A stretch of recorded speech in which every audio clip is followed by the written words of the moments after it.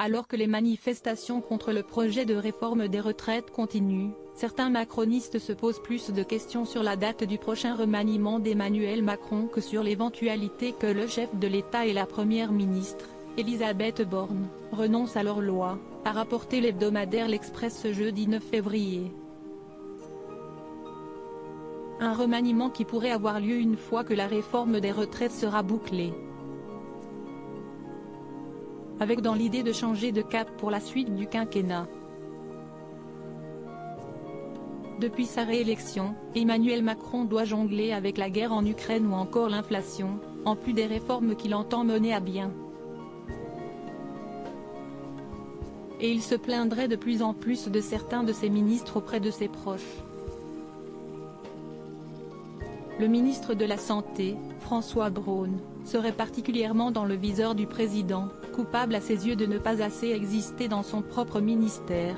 Braun, Macron l'a méchamment dans le pif, a confié un cadre Renaissance à l'Express, avant d'ajouter qu'il n'était pas le seul, mais ça vaut aussi pour Jean-Christophe Combe aux Solidarités. Le temps n'est plus au ministre de la Société civile. Un président moins entouré. Cette rumeur de remaniement, ce n'est pas la première fois qu'elle est mise sur le tapis par les macronistes.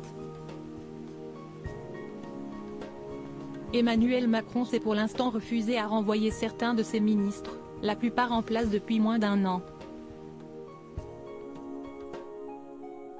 Le chef de l'État, qui suit de près les manifestations en France, se retrouverait actuellement esseulé.